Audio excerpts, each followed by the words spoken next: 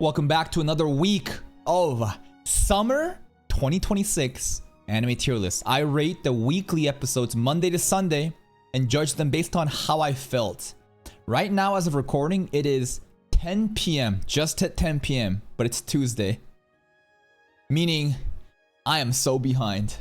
Bro, this season is so fucking crazy, and not only that, I'm being a bit egotistical and trying to keep all of these shows on board rather than dropping underperforming shows and focus on community series.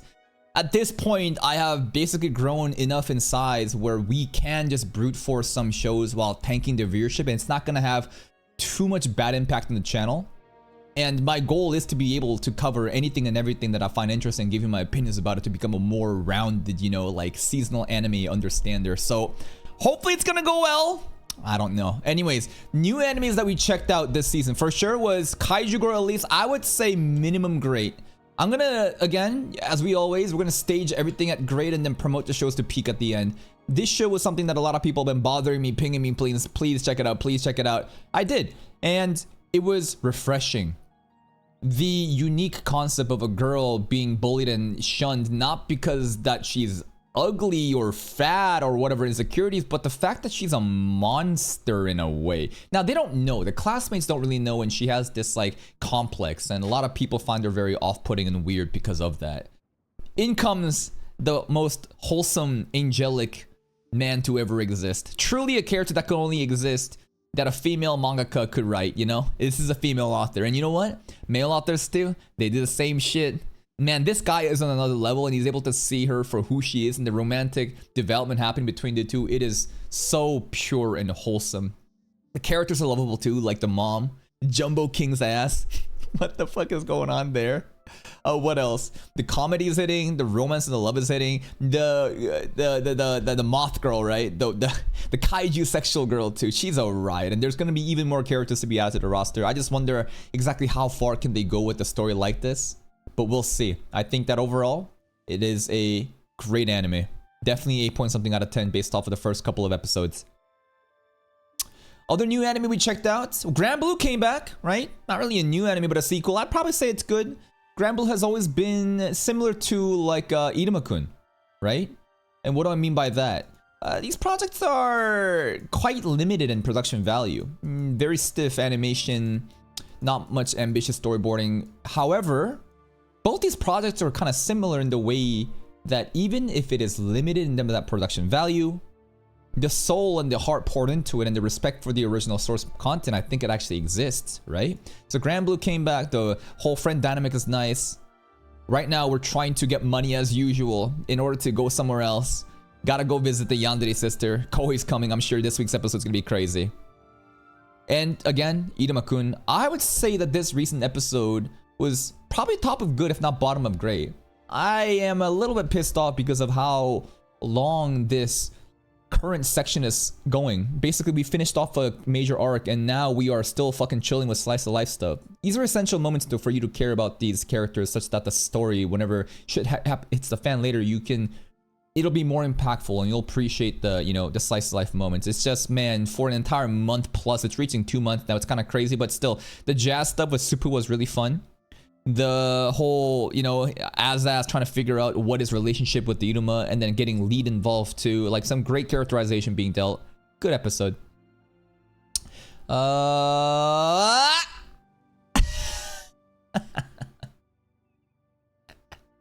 let's put it here for now.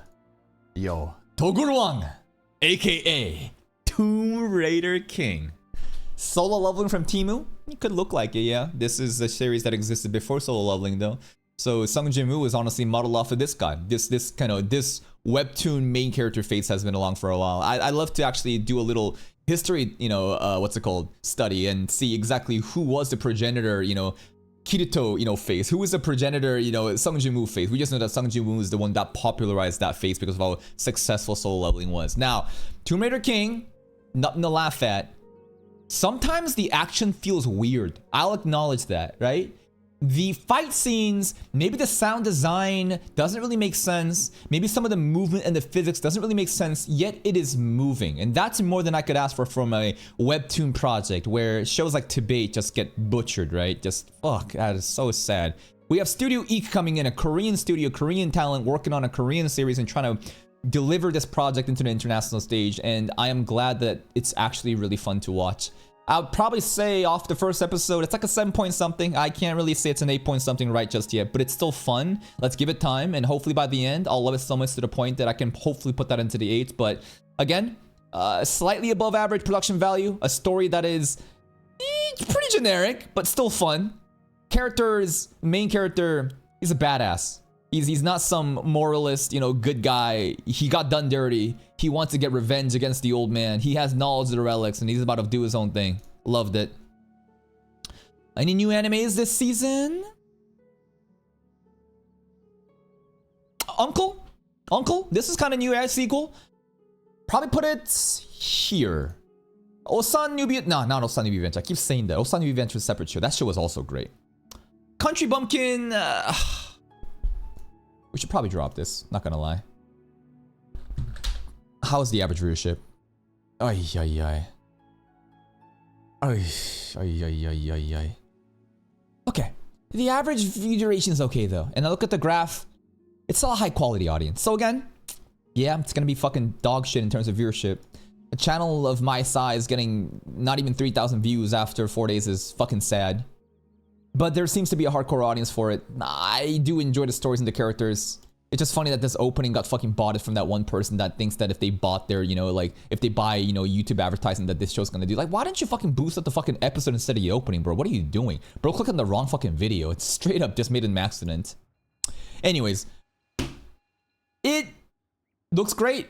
In terms of production value, better than these two. The story is cooking. It's definitely a slow, chill story. Looking at, you know, uncles and trying to be a teacher at this new Magic Academy, Magic Swordsman.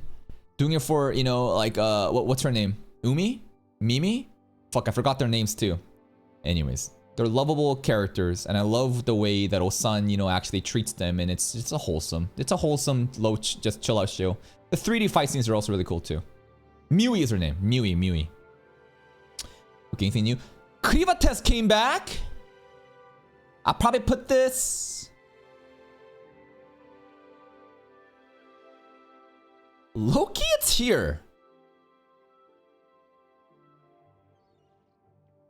That initial part with, you know, the people of Bole and Zahak guy, that shit was pretty hype. The mysteries of what's going on with, you know, the research that, you know, we're supposed to get at Magic Academy, that's also really fun. You know, regarding the stairways, the hole, the mirror. Clan coming into the academy arc, new characters showing up. Even that intro section of Krivates erecting, you know, his Twin Peak mountain at the academy and saying, you want the Book of Toa, then fucking come get it. You can already see how hype it's gonna get, right? Academy arcs are always so fun. We're already getting duels and characters that want to have beef, the rivalry. It's fun. Unfortunately, Krivates 2 is just fucking cooked, man. Oh my god. Krivates has always been cooked, right? So this one also got botted. I covered this video. If you want to know what happened, go check the video I made about someone's botting my channel. Again, there is a fraudulent amount of 4,000 views injected into this video. So the authentic viewership is actually 3.4K, which is still better than Country Bumpkin. But the engagement, higher average view duration, even higher quality audience. So Krivates again, I'll keep it around. I care about not just viewership, but individually. Do you guys give a fuck about this show? If you prove to me, okay, we can play with the limited amount of people we got. Mob Secca came back.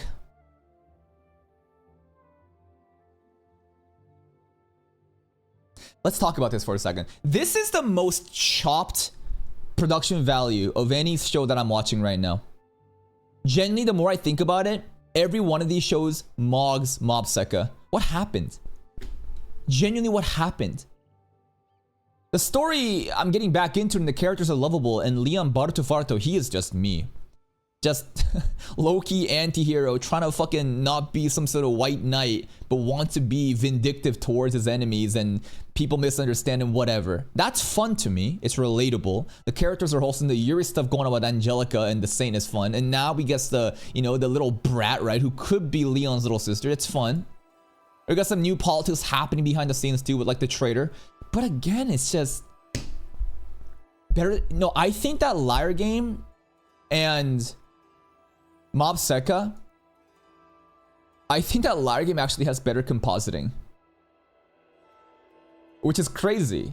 If you look at the art style for Liar Game, it just looks really off here and there. Just like when I look at Mob Secca, each scene, it just looks so bland. There's no texture, there's little to no saturation of colors. It just looks like a fucking boiled chicken with no seasoning. You know what I mean? There are some really cool galactic fight scenes though with like the mecha droids for sure in the space and the special effects going on, but man, just like the slice of life moments just feel so unappealing. But the story is fun, so I'll keep it around. But I think that this was pretty mid. We'll have to see more. However, even if it's mid, that has no correlation with performance. Yes, viewership got injected with 2,000 views. You take away 2,000, it's still authentically at 5,000 views. You look at the engagement too, it's pretty high quality audience too. So yeah. Quite often, quality of the anime has really nothing to do with the performance. It's about story alignment. I think story alignment is the most important thing for a lot of people and how much they care about show, right? They're not here to really objectively look at Sakuga. They just want a fun story and something that they're, you know, they're aware of. So that's why that's there. Liar Game this week was, well, last week, right? Kanzaki now upscale again, calling out Yokoya's bullshit, Kiku apologizing, and Akiyama revealing the little mechanic about if you leave the money in the ATMs, bro, you think you're winning, you're not. Probably like here. Yeah. It's a fun episode. Nothing too crazy happening just yet. The Yokoya backstory was kind of hype though. That Yokoya backstory was... I think top good is fine. Yokoya backstory was really fun. Maybe bottom of great, top of good. I'll think about it more later on as we promote and demote shows later on. But the backstory was great. Yeah. Okay, we also again, right, dropped, right, copyright, low, you know, basically audience doesn't care. Right? Yeah, it's basically this, right? This is audience does care. It is a great show. It's just Kodansha hell, man. Made a video about that. Go check it out if you want in the, you know, the videos. And I think that is it for the new this is the new one.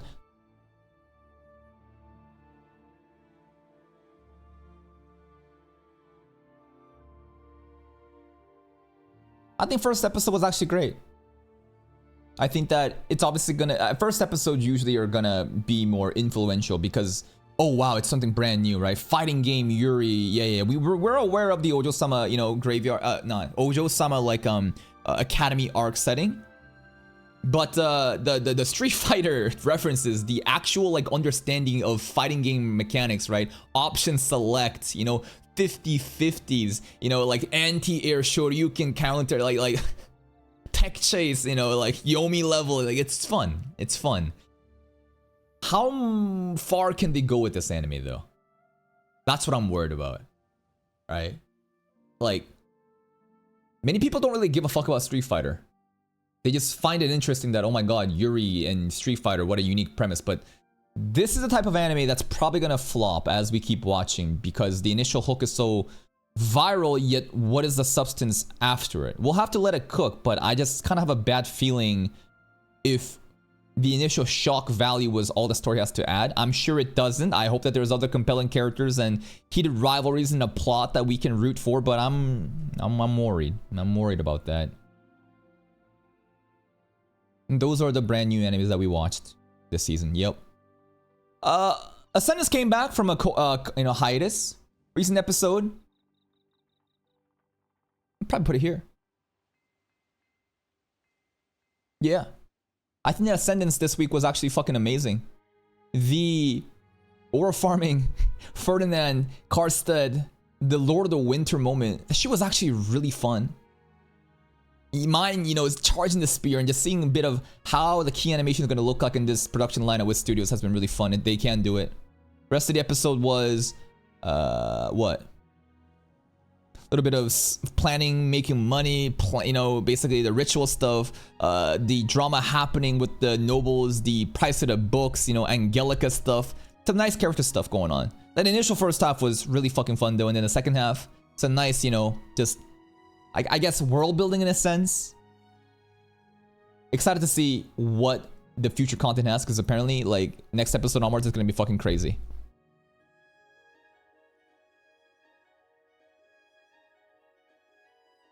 What is that Tateno you should copy? You have this many comments. You shouldn't be a tourist.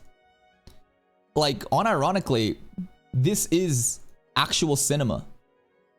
Exiled Heavy Knight, like, I've genuinely been rewatching these episodes over and over again and asking myself, why do I feel so moved? I've mentioned in the other videos too about this, but it really boils down to this person. I think soundtrack and sound design is one of the most important things to compel an audience. And when you have this talent that's only worked on 2 anime, yet if you look at their resume, this is a Swedish composer who's worked directly with Kojima. Like, this person is a composer for Death Stranding, Metal Gear Solid, and many other. This is like Kojima's right-hand man. Like, Kojima himself has gone out and basically said that, like, bro, the video game, listen, the way that people can get moved, 20% is the actual plot of the gameplay, 80% I think is the actual cinematography using soundtracks and stuff. Like, this is something that he acknowledges. And watching the episodes, I realized that the soundtrack truly is just such a different experience. This is not an average anime soundtrack composer. I'm not saying that like Hiroyuki Sawano and, you know, Kenichi Suedo and many others who are such amazing soundtrack composers known in the anime industry are limited, but this guy's coming in with such a different background that's establishing actual cinematic just like ambiance into the scenes. And the voice acting is so over the top and exaggerated and funny to me. This guy is getting disowned for rolling the wrong class. And in episode 2 as well, here's the craziest thing. Episode 2 was shameless recap and showing redone scenes. But guess what? It actually wasn't just redone scenes. If you carefully look at episode 1 and 2, the soundtrack that they play during that fight against Arana, the frogs, it's actually different. In episode 1, there was a dark, heroic, like, there was like a dark, epic soundtrack being played as he's fighting off the frogs. Then they decided to change it up and have a more like inspiring, motivating, heroic soundtrack play, and they added extra ore farming moments as soon as he uses Chōheki Gaishin, you know? And then the fucking camera pans to his face and he's just fucking looking cool. That is a little attention to detail, which of course is shameless in doing a recap, but it's like, oh, Gohans actually thinks about what they think just looks cool. They don't think about like what other people's judgments of their style is. They just want to make shit look cool in their own direction. I really respect that. The fight scene against the spider monster too, the 8-legged beast that needed the content, it was a regular monster. This shit doesn't matter. It's a trivial fight. Yet it was turned into a cinematic experience. The crazy amount of fucking movement of the spider in that setting, the way that Eruma is able to like use his knowledge of like counting MP and whatever tactics in order to, you know, beat the monster, as we have Speedwagon in the background yelling and screaming with crazy character acting. Like, it's actually crazy. It's actually genuinely crazy. The fact that they were able to have this limited amount of source material that is just a random monster fight and you made it a cinema. And the fact that this show is 26 episodes going on and the real plot hasn't even kicked in. And even the final sequence, right? Whether it be Eruma getting, you know, hated on at the guild headquarters because of being a heavy knight. Or even like the new guy with the baldy coming in and saying, and like 4 times in a row, right? Like, it's so over the top and unserious, but it is serious. The overtly dramatic, just like voice acting too, just reminds me of JoJo shit. It just appeals to me so personally. Now I know that the overcooked camera angles and drone shots are gonna piss off a lot of people, but I truly think that this anime and this studio is special, and this project that they're doing, I think we're witnessing greatness. Like, they're not fucking around with this, and it's such a misunderstood show that many people just say it's AI slop, which is again just so disrespectful. Again, I need you to realize when you have such little to work with and you elevate it using animation and cinematography to this level, to the point that I feel moved rewatching shows over and over again, they got something good going on there. Polar Opposite we just watched. Great. Probably here. Yeah. I think it was a great episode. The Taida monologue in the beginning, the backstory was really sad. It hit the direction. Again, the soundtrack, perfect setting. The internal monologue, great. The execution of that cinematic scene, great. Rest of it, you know, Taida realizing he got some good friends. Tani developing as a computer into a human. Suzuki, you know, just bothering Tani, and Tani realizing why it's fun to bother people, showing random spontaneous stuff. What else is there? Yamada and Nishi stuff too. Fun stuff.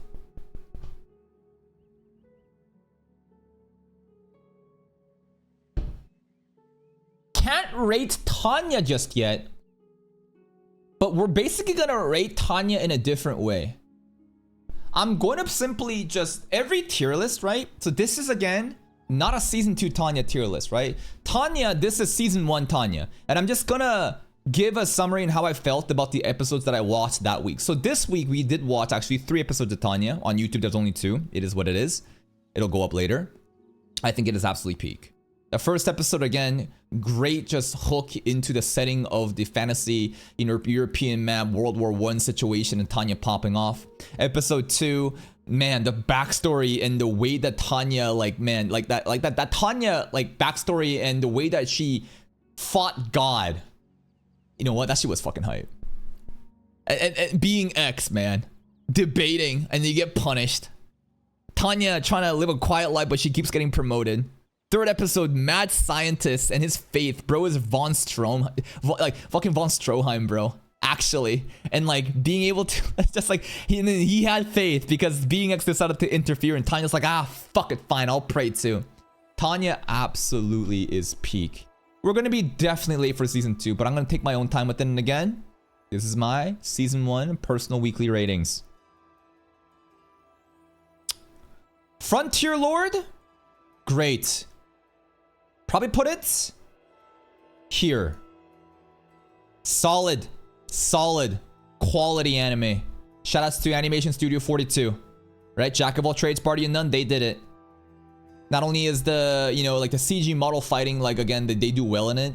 The characters are just so lovable. The way that Diaz wants to take care of Francis and Francois, like, aww. Alna, Diaz, problematic age gap. Uh-oh. The haters from the east coming in, trying to demand shit from Diaz, acting like a little fucking rat, and then as soon as they leave, we got their ass. The horn is red for all of them. But we got Klaus, and you know, we got another subject coming in. It was nice to see exactly what's going on with the Eastern Kingdom where we're from and the drama happening there, and I'm sure it's gonna continue. I love the way that everyone glazes Diaz because he's such a manly man, and he's such a gentle giant too. Perfect just role model. Actual alpha male, unironically. That's the kind of alpha male you want. You don't want like a fucking Andrew Tate, right? You don't want like a fucking the fucking what's it called? Like the red pilled podcast people talk about high value males and all women are fucking whores. No. I think that the perfect male role model is Diaz. You need people like that, a gentle giant. Kokure!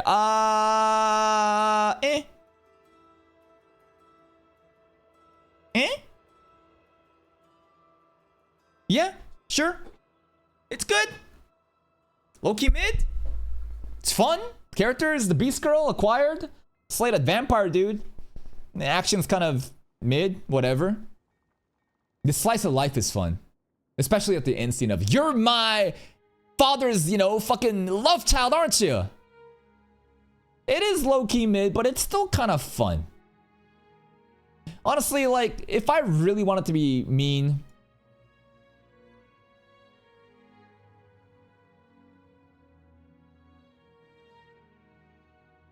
what differentiates mid and good? It's a subjective feeling, right? There's no like objectivity and there's like a mathematical equation. I'll try to like bring out certain strength points in here and there, and I'm gonna try to see like the good in them. But Honestly, like,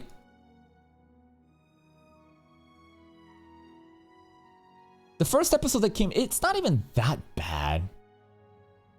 But if there is a mid category, I think that this would be there. Kokure, it was actually fun. Mob Psycho's fun too, though. I'm just shitting on it because how bland it looks. Like, the characters are fun. The hardest rating for me definitely is not between good to great. In fact, good to great breakpoint is actually pretty simple. I think even great to peak is not that hard. But mid to good, this breakpoint has always been weird to me. It's always been like a trivial category. Sometimes I think that I should just like get rid of it. We could just like, nah. Like Grand Blue, I love the characters. Mob Psycho, the characters are fun too, but I guess I don't know. I don't know. Now I'm really double thinking things.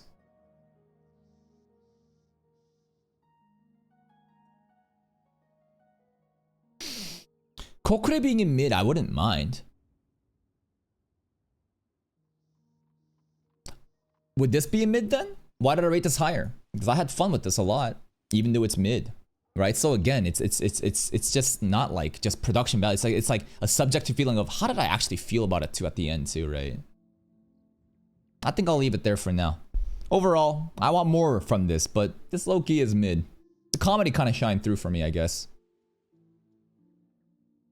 We just watched The 100 Girlfriends. 100 Girlfriends easily and great. I'll probably put it yoink. Great episode. Epstein Files, Hahari Files released. Got caught. Some Demon Slayer references. Meme and Mimi. Some great moments between those two. Incho kind of crashing out a bit too much. Kind of fucking annoying. Hello, Stinky Cheese. Great episode.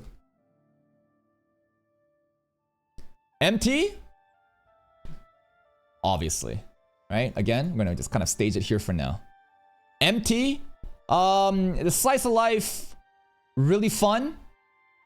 Nothing too crazy. This is a chill episode of Rudy and what he's up to, flexing both of his wives at the academy.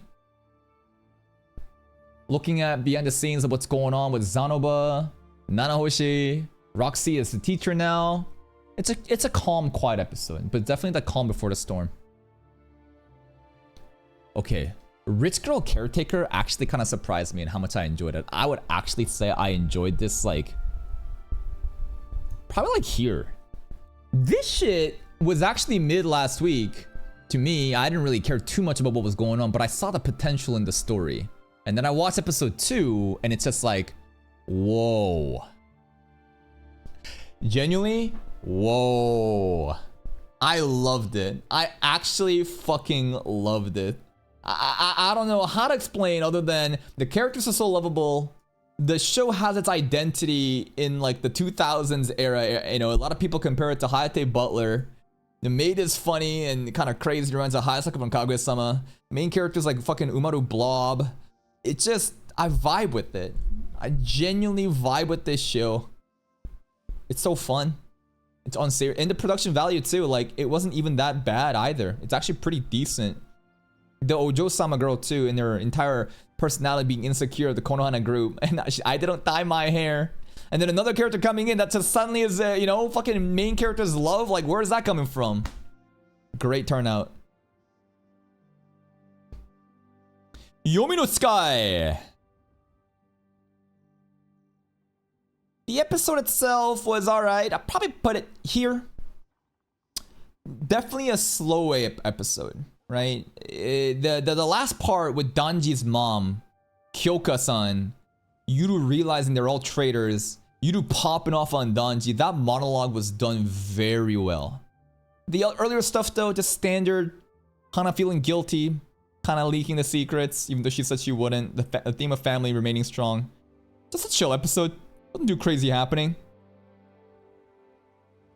Tensura. Honestly, probably like here, right? Tensura, like, straight up. Fucking crazy. Like, Tensura... The Primordials coming in. Now, was the episode itself that amazing though? I think it could have been done better. I think the Primordials pulling up is definitely carrying the episode. The episode wasn't bad, but man, the viewership it's getting, I'm kind of shocked. A lot of people definitely know that this is the part of the story where it gets really heated. Venom getting corrected multiple times by Diablo was fun. Every one of them getting names and glazing Rimuru. The window power scaling was really fun too. Everyone got, you know, supercar names and Rimuru's gonna drive them like these like fancy little, you know, toys. Diablo gushing over Rimuru and going puru puru. It's a peak episode. This shit was a peak episode. But definitely the content did carry. I think that the direction and the way that they handle the primordial stuff, it could have been, there could have been more aura points, right? But unfortunately all the aura was given to Grandpa Roto for no reason when he was climbing up the stairs saying, humanity is over. Like, what was that scene? Where did they, where did that come from? Like, moments like that again are just so appealing to me. Villager 999. Probably here. Chill, casual, right? Nothing too crazy. The theme of coexistence. The freaky centaurs. Okay, freaky centaurs is kind of insane. I think I enjoyed 999 more than Yomi no Sky though. Yeah, I think I'll put it there. The freaky centaurs was funny as fuck out of nowhere. The fights are meh. We corrected a demon and there's some plot going on with, like, you know, there's like a middle manager who is getting in the way and deceiving the demon lord as well. The hero party, the purple girl and her hatred toward demon, that's gonna be fun to see. And Takako-chan carrying the show. Overshadowed, overpowered. Aura. Iftaru.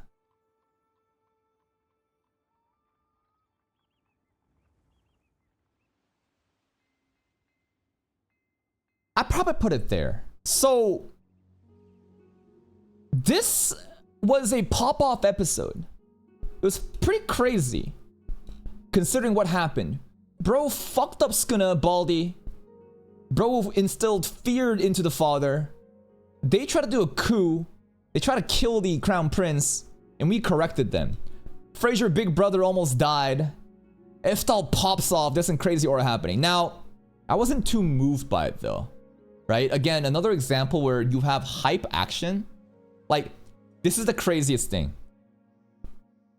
When you compare the source material of what Heavy Knight covered this episode versus what Overshadowed Overpowered, easily, this is the prime content, right? You are like, this is like some crazy stuff that's been built up pretty quick, but it's like popping up. This is a fight against a random fucking forest monster, it doesn't matter. Yet I was more moved here because of the cinematography, while this was quite standard, and I saw the impact frames and, you know, the hype music, it just didn't click with me that much. But still, it was a hype episode nevertheless. I loved it when he said, you guys, you know, control, you know, lightning like that, but I'm different. Iftaru! Like, shit was hype.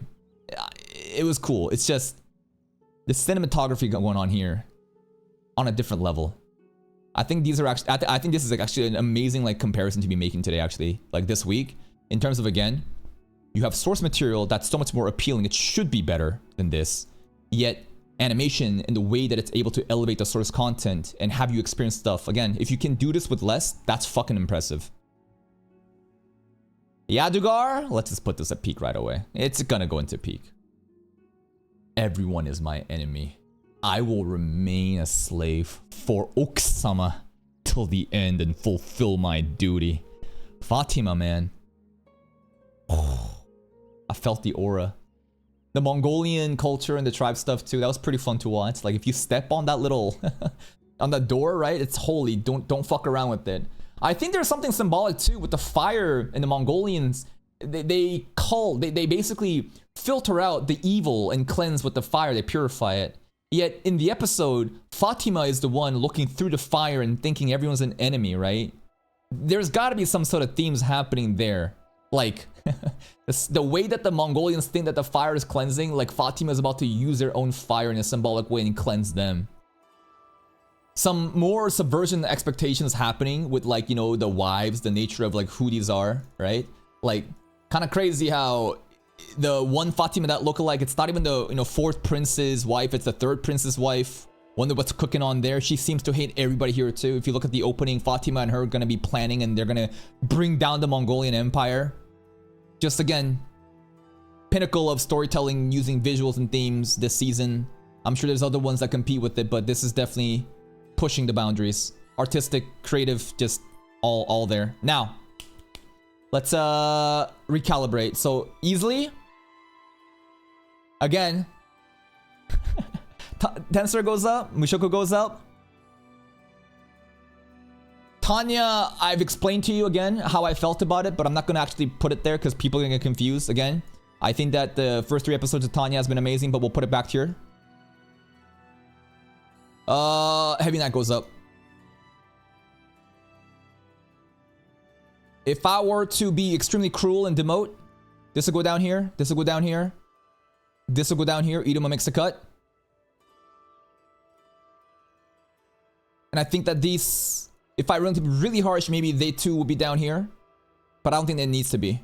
But this is like a much more strict version of the tier list, I guess. But unironically, I do believe this was my favorite episode. It's a bias. It's an irrational feeling. It's not irrational. It's actually very rational.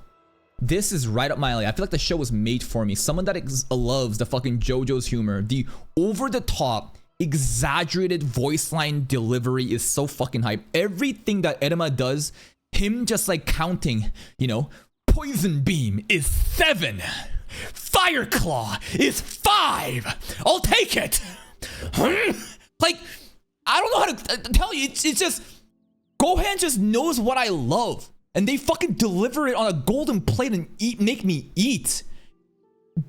The humor, the action, and not only that, the actual cinematography, the way that it's packaged, it is fucking actual movie quality. Now, for sure, projects like this and Mushoku Tensei are gonna be glazed way harder, right? But I'm looking for a diamond in the rough. I'm looking for an underrated show. I'm looking for something that is unique and different. And not just picking something because it's different, but the fact that you're different and you're actually fucking popping off with it. Bro, I fucking love this show so much. I've been replaying the episodes over and over again the past couple of days. Just glazing the fucking soundtrack. Like, when I watch it, I actually think of Dune in the beginning of first episode. When Erima is monologuing about, sometimes when I read or learn things, everything feels like a deja vu. Lightning strikes, the fucking soundtrack, the hollow fucking mansion ambience, the father aura farming with the capes fluttering, like actual fucking cinema. And I'm so sad that so many people on Reddit and whatever, they just shit on this, but that's why I exist. I will give you my raw honest takes about how I felt about it, and I do believe this is fucking cinema. That's my tier list. Goodbye.